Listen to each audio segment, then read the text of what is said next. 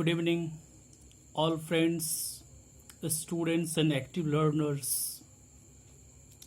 Today, through this video, I would like to talk about the poem The Second Coming, written by W.B.Yeats. So, this poem was written in 1921. The Second Coming is among the best known and the most significant poems of Yeats, as also among the poems most appropriate to the present age. It is superbly controlled by powerful poetic comment, not only on the First World War and the decline of traditional standards, but also on the 20th century men and the new invention of horror. At the time, the Second Coming is an illustration of its philosophy of history. Yeats had come to believe that civilization and barbarism occurred in alternating phases, each of which started in a small beginning and gradually spiraled outwards, gyred in wider and wider extremes until it suddenly collapsed and gave way to a new and opposed phase. In this way, 20 centuries of Christianity have seemed only to lead up to a hideous second coming, something that follows naturally from the first coming, the birth of Christ.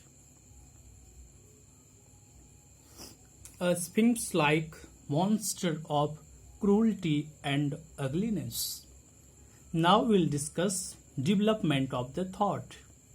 The first 8 lines of the poem neatly and effectively sum up the situation of the world after the First World War, as it is seen by Yeats. The falconers had lost control.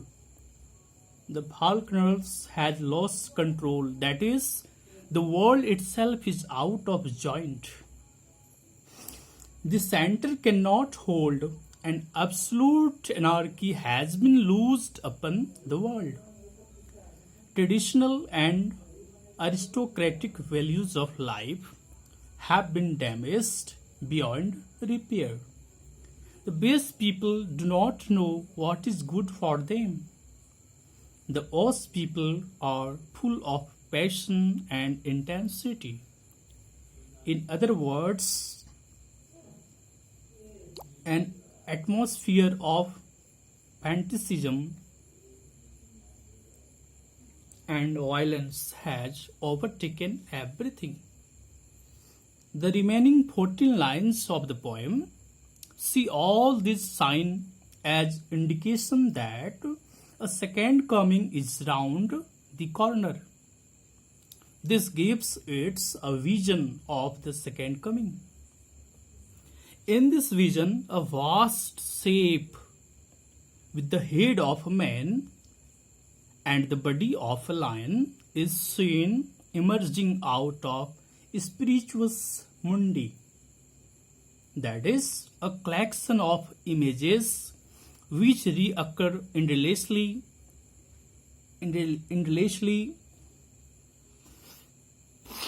in myths and legends. The sphinx-like figure has pitiless gaze, and the whole effect is terrifying. The impression gathered from the whole spectacle is that 20 centuries of Christianity are about to give ways to an antithetical civilization in which the controlling authority may be cruel and more terrifying. So, in there we can know the style of the poem. The poem is one of the greatest example in English poetry of how poetry can be packed with power. The second coming represents a triumph of technical skill, each word and line contributing to the final effect. The points which are made in the poem are driven home with great authority and power. Each word is carefully chosen. The manipulation of the vowel and consonant sounds are also perfect. The poem is strikingly single-minded and visionary and achieves its best effect by cultivating a tone which is most at home in extremes of pitch. Such style admits no obstacles and dominant gesture towards experience is imperious or dismissive and exploits both the gesture brilliantly. To sum up, it is a style of triumph. Thank you. Thank you very much.